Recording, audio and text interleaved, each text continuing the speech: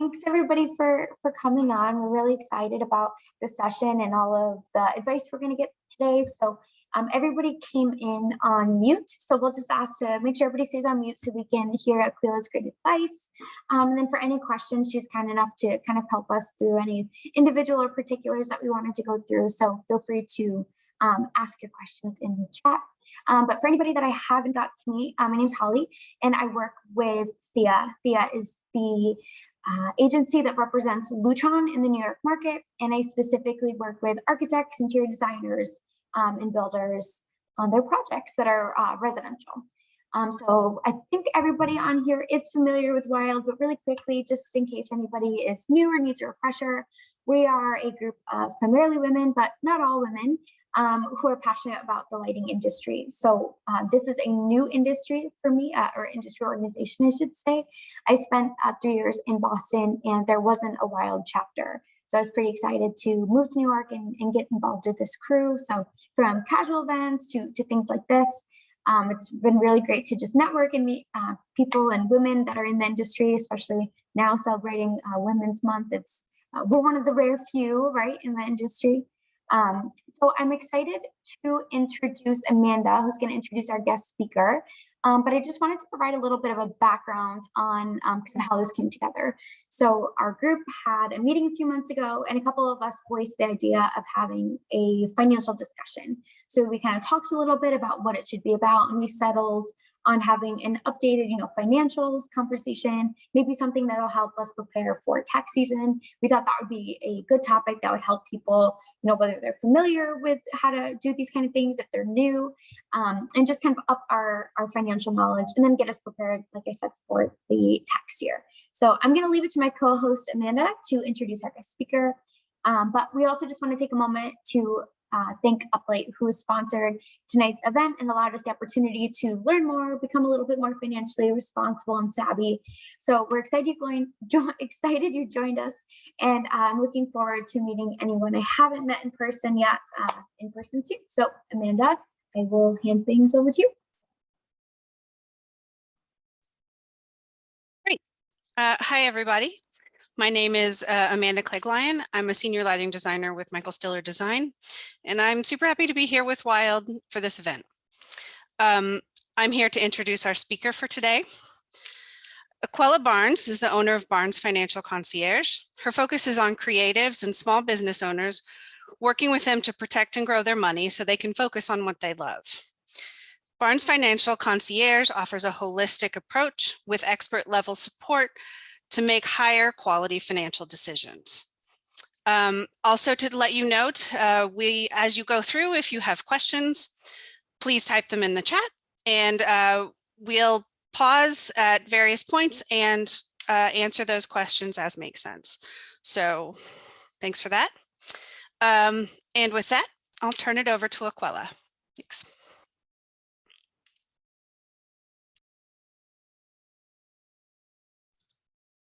Hello, can you hear me okay? Yes, we can. Sounds good. Okay, great. So thank you, Amanda. Thank you, Holly, and thank you, Kim, in Wild New York City chapter for inviting me. I do speak, and I always enjoy speaking to small business owners, to women, to creatives. And it's in my niche to speak to that group. So I'm excited to talk with you all today. And so I want to just jump right in. I think we'll speak about 30 minutes. I'll give some small business tips as well as some individual tips. And we'll try to go straight through unless there are a lot of questions in the chat. We'll just try to go straight through and allow for Q&A at the end. Okay. So I will begin. Let me share my screen. I have hosting privileges. You should. Okay. So,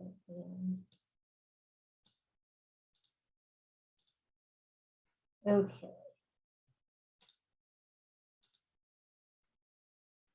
All right, so make sure you see everything okay. Everybody can't, it says wow, the title slides. It's always hard on Zoom to see.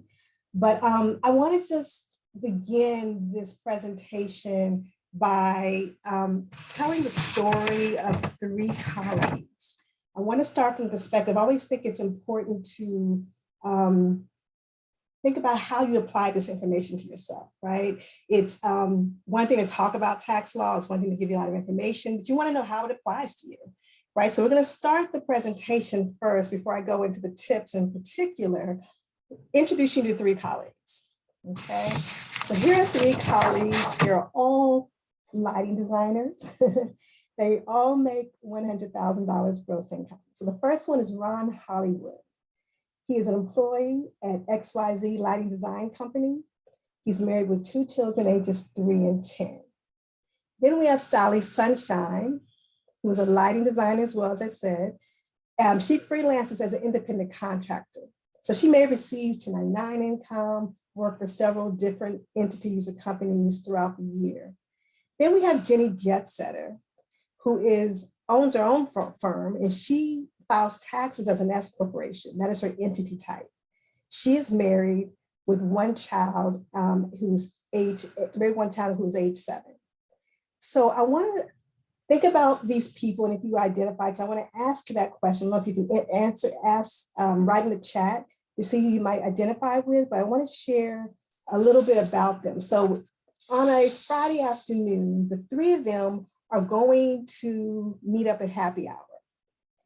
And the colleagues, so they're connecting to meet with each other. So Ron Hollywood, who is an employee, his day ends at 5 o'clock. He's there at 5:05, poolside with a cocktail, waiting for the other two to show up. And then about 5:30, Sally Sunshine shows up.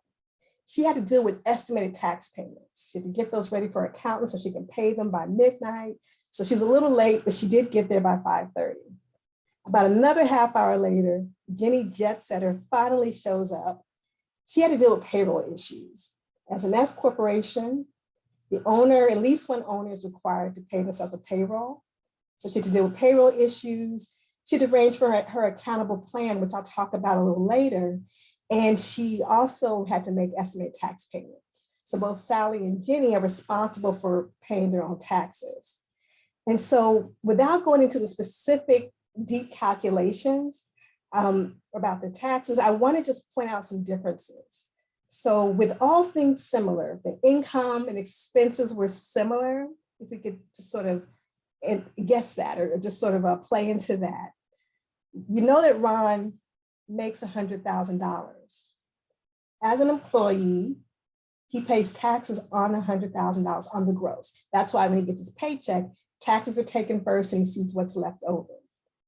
Now, Sally Sunshine, that's not the case. She's a sole proprietor. She works for herself. She's not incorporated though. If she works for herself, she gets to deduct expenses first. So she makes $100,000, say she has $60,000 in expenses, then she has $40,000 left over. She pays taxes on $40,000. So you see the difference between Ron and her. And the additional things, a sole proprietor, she has to pay self-employment tax, an additional about 15.3% or so in self-employment tax in addition to income tax. Now when we look at Jenny Jetsetter, who owns her own businesses, particularly because she's incorporated, like Sally Sunshine, she'll write off expenses and she'll get to deduct those first before being taxed on income. So if she has $60,000 in expenses, her net profit is $40,000. She also gets to deduct her payroll. And because of that, she's not required to pay self-employment tax. So again, without doing the tax returns and going through complicated numbers, I just wanted to point out the three because we're going to refer back to them as we talk about tax tips. And so that even though Jenny may save more in taxes, and just look at that for a moment. She may save more in taxes. Her responsibilities are more. That's why she was late making it to happy hour. So she has the benefit of being taxed less, but she has more responsibility. On the far end, Ron Hollywood is taxed on his gross income. And with the tax law changes, the major one we had back in 2018, going into 19, he can no longer write off employee-related expenses that are not reimbursed to him. So he pays tax on $100,000, but look, he doesn't have the responsibility dealing with accountable plan, with payroll. He's poolside 5:05. He gets out at 5. He's there at 5:05. So I just want to point out the differences And not that anyone is right or wrong or better or worse than any other person. I just want to then apply that to tax law. And I want to ask you, if you can, write in the chat, which of these do you most identify with as a worker, as an earner of income? If you could put in the chat, do you identify with Ron Hollywood more? Because you're an employee primarily, Sally Sunshine, you freelance, or Jenny Jetsetter, because you also own your own business. Let's see, one person mild. It's an employee, thank you. Ron Hollywood, lots of, okay. Ron Hollywood again, okay, great. So that gives me a sense of too, as we talk through this information, who I'm speaking to, who's listening to this. And I'll speak to both, but just it's good to know who you most identify with. And it's just something to think about in comparison. Okay. Went to the sole proprietor as well, so Sally Sunshine. Okay. So let's talk about the business tips first. I'm going to go through those. And even if they don't apply to you now, we do have one person as sole proprietor, even if they don't apply to you now, they could. You may know someone you can share this information with. So we'll go through that first, and then we'll spend a little more time on the individual tips.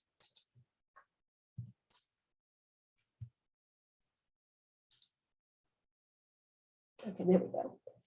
All right, these are 4 that I want to highlight because there's some uniqueness in them that I've seen either recently because of the tax law changes or because I just see individuals or businesses not taking advantage of them. So the first one is the meal deduction. Now that's something I rarely even talk about in the presentation because meals have always been deductible. They typically have been deductible at 50%. And in the case, there's some exceptions to that, but that's been a long time that meals are deductible at 50%. So the meal must be business related, have a purpose for business. You're networking with a colleague, you have a potential hire, you're taking your team out to eat. In those cases, it could be deductible. But what is special about 2021 and 2022 is that for the first time ever, meals are 100% deductible. Now, because of the pandemic, when Congress passed recent legislation, they wanted to help the restaurant industry that was greatly impacted by the pandemic. So as long as you get food or drink from a restaurant, you don't have to eat in, you can carry out, but it has to come from a restaurant and it has to be business related, meet those criteria, then it could be 100% deductible. So something to consider. That's double the expense. And again, you want to make sure it's a qualified deduction. Let's talk about retirement as a deduction. So as an individual, anyone can set up an IRA, for example, or a Roth, traditional or Roth. And the maximum I think is around $6,000 that you can deduct right now for 2021, I believe. And so there's a limit to that. There's also a limit if you make so much income that you can only deduct so much, or it's not deductible at all. If you're an employee, that gets up to about $20,000 that you can take as a 401k contribution and have that deducted from your taxes. Now, on the as a business, if you have a SEP IRA or a solo 401k, you can take a max of $58,000 as a deduction on your business return. Now, there are some caveats, like it's based off of wages, it's 25% of what you earn, you're allowed to, but that's the max. So that ceiling is higher. And what I particularly like about this deduction is that it's a write-off on the business, right? It's a write-off on the business, but the money is going back to you. So whenever you can deduct first and have it be an investment related deduction that's deductible and goes towards your future, your savings for retirement, that is most beneficial versus just an expense where the money is gone. So that's something to really just consider if you ever start your own business, if there's some thresholds that you can expand with retirement, particularly for those people who are trying to catch up on retirement. The next one I want to speak about is the accountable plan. I'm real excited to talk about the accountable plan. This one is only for S corporations. So where meals, that deduction applies to Sally Sunshine and Jenny Jetsetter as sole proprietors, freelancer, and as an S Corp. The SEP IRA solo 401k can apply to both of them. The accountable plan is only for Jenny Jetsetter, only for S corporations. And what it says is that if you as a business owner of an S corporation are using or spending personal money to either serve, help operate your business, that portion of that could be written off as an accountable plan.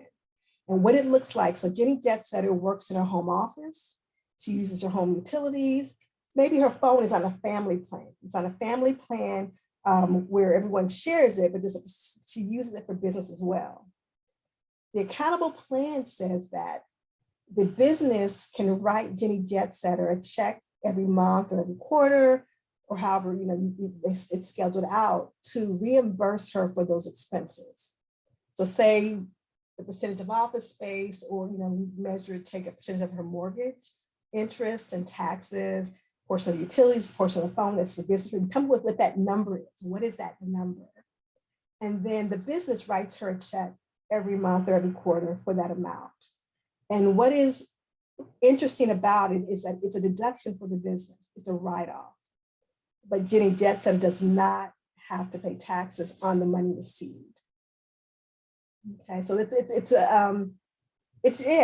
a unique thing, and it's a great thing to take advantage of for S corps who have not. It's been kind of more recently talked about, so a lot of people didn't know about it. So something to really consider if you're an S corporation. The next one I want to talk about is entertainment versus research.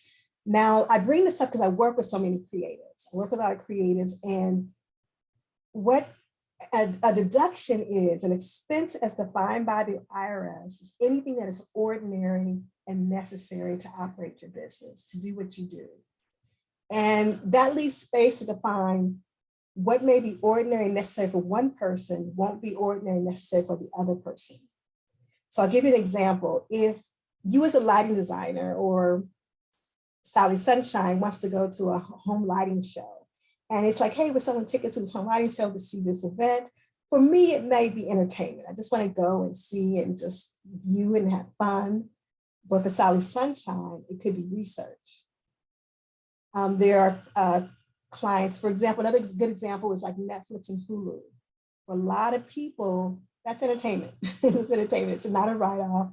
But for anyone who works in an area where they need to study film, TV, maybe they're looking at lights for film, maybe the project they're on, they said, we want this show to look like this TV show or that film. And they use that as an opportunity to research, to get ideas. And maybe it's not 100% deductible, but it could be considered research in that case. So I want to, I think about another case of people who own catering businesses, where they may eat out or meet with a sommelier or go to wine tastings as a way to figure out how do we enhance our catering service. And so those cases, it could be research versus entertainment. So I just work with a lot of people where that's the case. So I want you to think about, if you are a business, what things might be research for you? It might be research for you. Okay, so I want to talk next about so take more time with the individual pieces, and I'll just take a quick pop in the chat to see if there's any. Okay, looking forward to writing my Broadway tickets again. Yes, Kelly, yes. We are looking forward to doing that. Now that Broadway's open and getting back to that. So individual tax tips. Okay, so one of the biggest things that is impacting a lot of people's tax returns this year are refundable credits. And the reason, what makes that say special is that a refundable credit can be paid even if you don't owe taxes. So typically, there's always been some refundable credits, at least the last 20 years. But in most cases, a credit just reduces the tax you owe. So for example, you owe $1,000, that's your tax liability when you get down to the bottom line of your tax return, but you get a credit for $800 or something, tax credit, it would reduce that $1,000 by the credit, so then you would only owe $200. So what if you owed $500 as your tax liability and you had a credit of $800? The $500 would then be wiped out with the credit, and there's $300 left over. You took the $800 credit, applied it against the $500 you owe, there's still $300. Prior to this, for some of these credits, you just lose the credit, and you just lose the additional amount of that credit. So, you know, I know it's the biggest loss because you at least got to reduce your tax liability, but you didn't get it as a refund. So what is special this year is that we have several refundable credits and that are treated in ways they weren't in the past. So I want to talk about first child tax credit, because that's a big one. So many of you have been getting, if you had children, you've been getting, so like Ron Hollywood and Jenny Jetsetter, they both had children. So many people for 2021 received child tax credit payments, advance payments. And this may not continue, we don't know yet, but it may not continue in 2022. But what it essentially said was we're going to increase the amount of the tax credit. This is for the American Rescue Plan Act. We're going to increase the amount of the tax credit for children. So for children aged 6 and under, that amount was increased to $3,600 per child. And I believe it was only $2,000 per child prior to that. For children ages 7 through 17, that amount for 2021, the child tax credit is $3,000. So let's take a look, just jump back to Ron Hollywood. He has 2 children, 3 and 10. So I said from 6 and under, the child tax credit is $3,600. And for children 7 through 17, it's $3,000. So he's going to get a total, him and his partner are going to get a total of $6,300. Is that right? Yeah, $6,600 with the 2 together. And if they took the advanced tax credit, which was automatically issued where you got half up front, they get the other half at tax time on the return. So on the one hand, it gave you cash influx. And there are some people who said, I want to defer this until the end. I don't want to get it in cash payments. I'd rather wait till I file my taxes and then get the full amount. But that is all refundable. That $6,600 is not just, if he owes, then of course would lower the taxes. If he files jointly, him and his partner's taxes would be lowered. But if he had a refund already, it just gets added to the refund. That's a very significant difference. When we look at Jenny Jetsetter, she has 1 child, so 7, so that's above that threshold, but would still get $3,000 for her child. So that's just a big deal. That's just refunded money that's not just reducing tax liability, but it's going to be treated as a refund if you cleared it out or it's wiped away any of your tax liability. The next refundable credit I want to talk about is child care. Okay, so for a child, it has to be under age 13.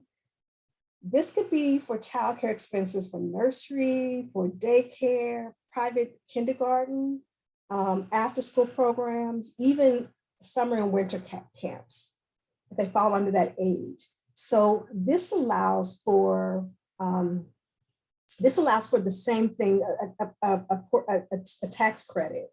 And I think there's some adjustments with this one based on income, but this used to be, I think it was $3,000 per 1 child. And some calculations and the percentages were limited. It's $3,000 per 1 child and $6,000 if you have 2 or more. Now it's refundable and it's $8,000 per 1 child. And then $16,000 if you have 2 or more, and you go through the calculations to kind of figure out what it is. So there's still a calculation to it, but again, it's refundable. This is one that typically wasn't refundable. Some credits have been partly, this one wasn't, so now it is.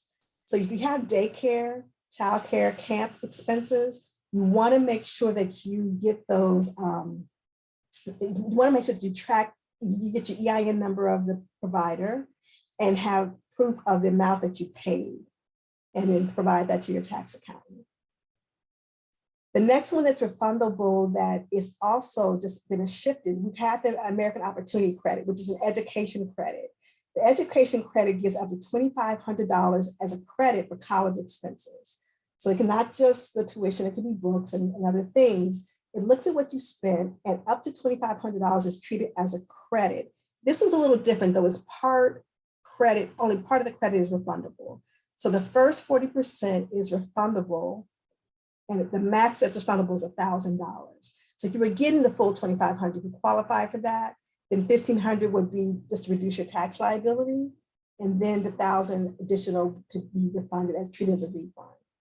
So those are things. Earned income credit is another one I don't have on here that's been around since the early 2000s. It's a similar, but it's increased. Individuals who do not have children can also qualify, and the threshold and the amounts have increased as well. So again, the difference is these are refundable credits, and they're giving people, should give people more back or help them not to owe as much, as long as they fall within a certain threshold and range. I want to talk about COVID relief and economic stimulus payments. So everyone, or most people, did receive economic stimulus payments. There were 3 that were issued. We had the first one that was issued right when the pandemic started, at that summer of 2020. That was like about $600 for adults. We had the second one, which is at the end of that year, which is for $1,200. So when we speak about those 2 first, those 2, in order to get them, you had to have filed it at that time, your 2019 return at least, or your 2020, but definitely your 2019 return. As of now, if you still have not received that, but you qualify for it, then you should have, then you have to file a 2020 return in order to get it, or file as a non-filer, some form of way to say, even if you don't earn enough to really file taxes, you have to file something with the IRS to say, hey, can I get my stimulus payment? That's the only way you're going to get it. The third stimulus that most people received was $1,400 for everyone, for every family member. And that one, again, based on income, so there was still some thresholds there. That one was issued in early 2021 for most people. And for that one, this is important for this tax filing. If you did not receive it, or for some reason you didn't receive the full amount because it's based on you made more income before and now you made less, you should have gotten more, you have to report that on your taxes. So for those of us who did receive it, you need to report how much of that you received. If you receive the full $1,400, it's not taxable, then it's just a wash. The IRS knows, they reconcile it with the records, and you're good to go. If you receive less than $1,400, but you really now qualify for more, it's a possibility that you would get that additional amount as a refund. And for those who did not file it, who did not get it at all, maybe they didn't file, that's why people didn't get it because they didn't file their 2020 return at the time. You can get it as a refund on your 2021 return. So if you did not get the third economic stimulus payment, you would file your taxes 2021, say put 0 for that, and then you would get it as a refund on this 2021 return. Okay. I want to talk about charitable donations. This one's what makes us unique. So when we itemize, typically to take donations, it has to go to a charity, and you have to take personal itemized deductions.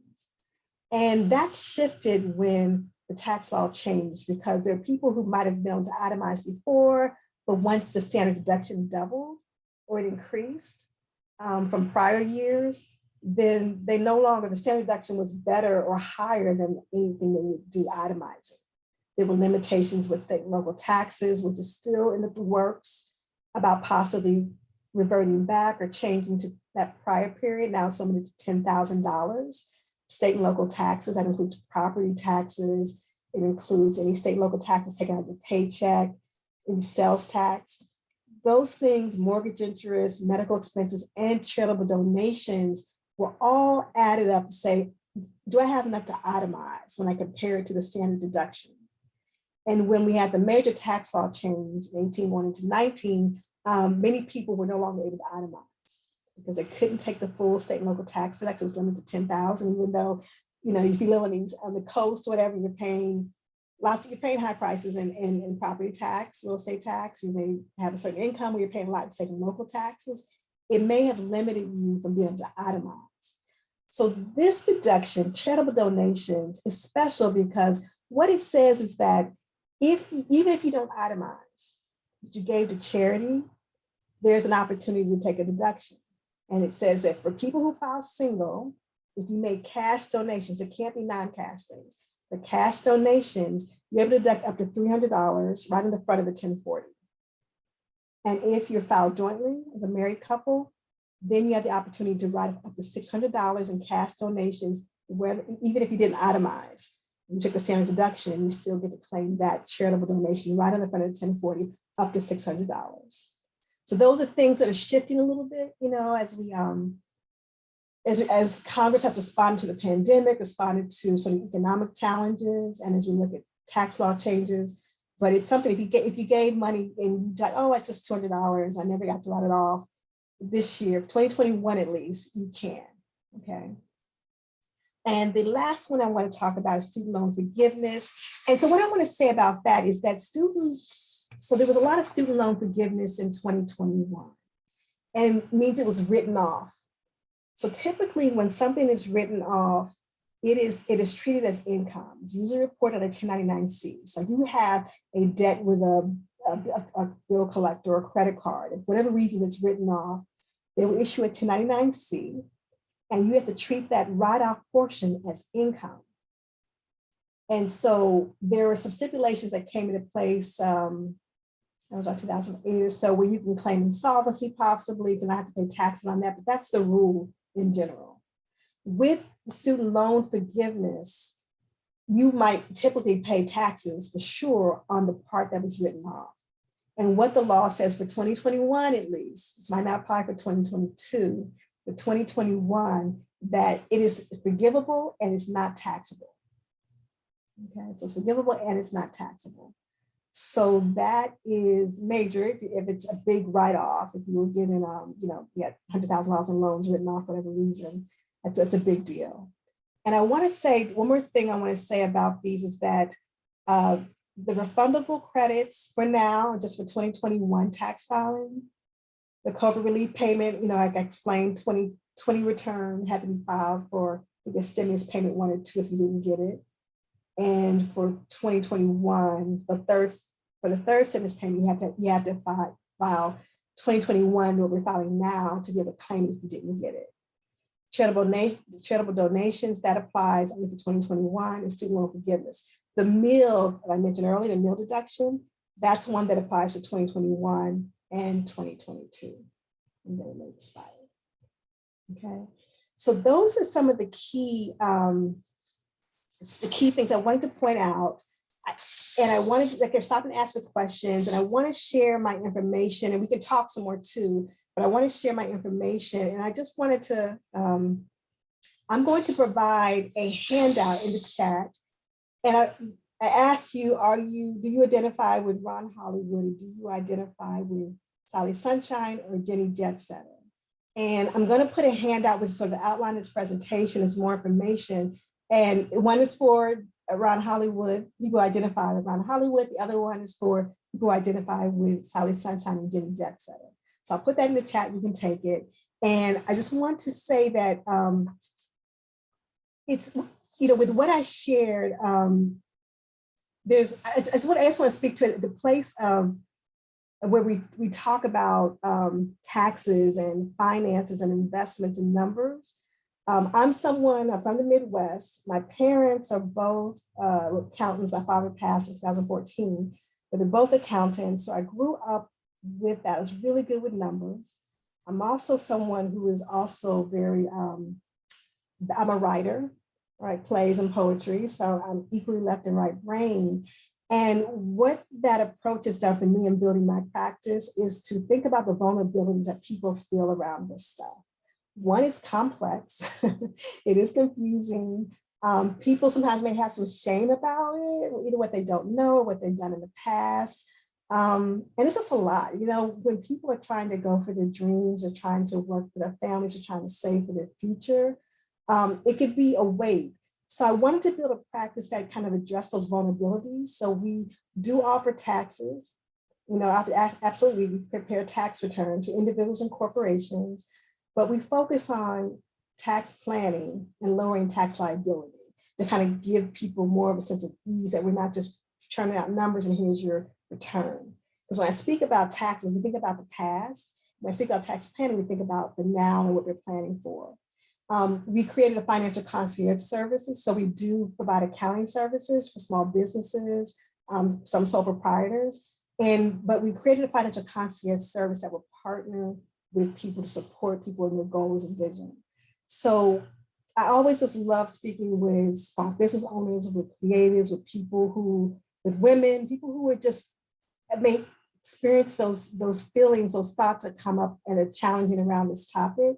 And just encourage you to continue to ask questions. We're the type of firm, I'm the type of person who encourages that and provides a level of support. So I just wanted to share my information here. And yeah, let's give you that. So I guess we'll take any questions you have as I prepare to put that in the chat for people to hand on the chat. So Holly, do you want to go back to? I'm going to read a couple of the questions we've got, and I would just ask if anyone has any questions, please put them in the chat so we can go over them. Our first one, the child tax credit, does that money count as income in the first place, or is it truly just a refundable credit? It's truly just a refundable credit. So what it is, if your credit was $3,000, you would get $1,500. You should have gotten $1,500 or offered that in cash payments up front.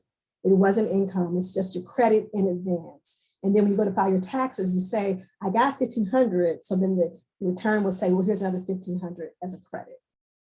It's not income. Great. Another question happens to be from me. Are there any particular forms or steps if you didn't receive one of the stimulus payments? In my case, the second one. I was starting to do some tax stuff and there was a mention of a form that I don't seem to have. Oh, you got the first and the third one, or? Mm-hmm. Okay, so did you file your 2020 return already? I have not. Okay. So two things. A form you should get, and it should be still available. It was available as it's called what's it called? It has EIP2 on it. So what you want to do is get your IRS transcript for 2020. So you want to pull that. Then when you do your return, you just have to enter 0 for EIP2, which means I didn't get it. And then it will calculate that $1,200 for you or you and other family members be added to that return as a refund.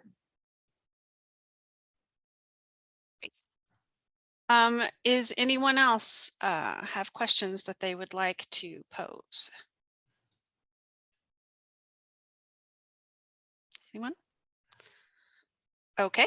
I do think also this session is being recorded, so you'll be able to reference back to some of this, and please, feel free to point anyone else to this within Wild as a resource.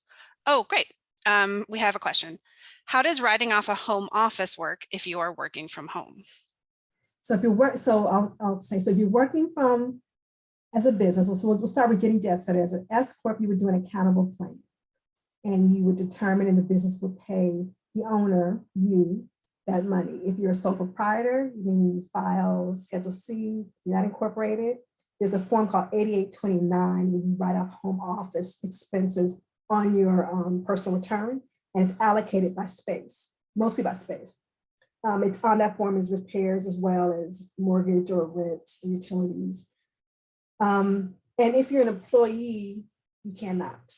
That's a thing. So that's why I was so excited about the accountable plan. In 2018, when the law changed, before 2018, there was a section under itemized deductions where employees, when you receive a W-2, you're like Ron Hollywood, and you work for an employer and you work from home. So on the Schedule A itemized deduction at the bottom will say, what expenses as an employee have you spent that you hasn't your employer is not paying for? And you can write those things off. And some people, yeah, just everything you think of that's related to what your work as a W-2 employee.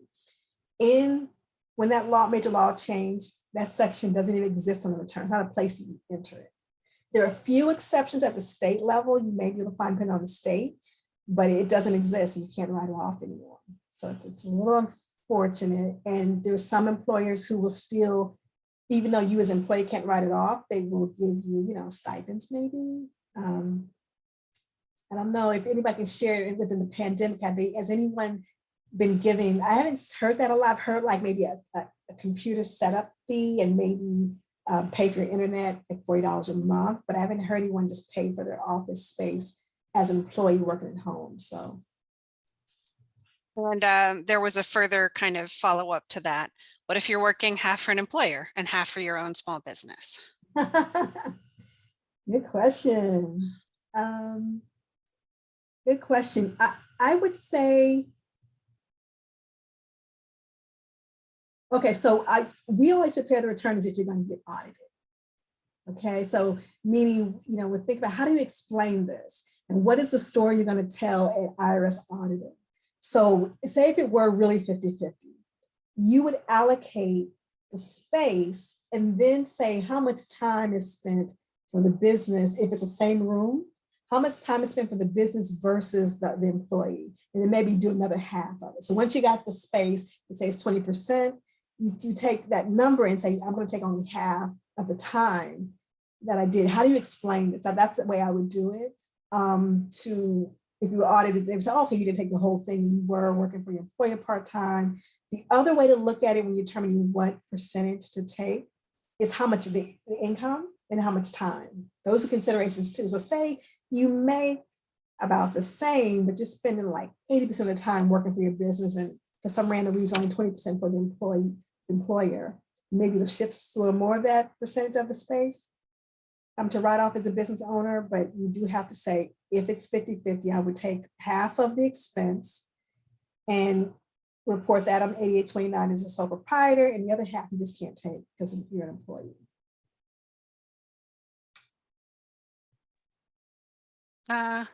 Great. So barring any further questions, I think I will hand this over to Kim to wrap up for the evening. Hi, everybody.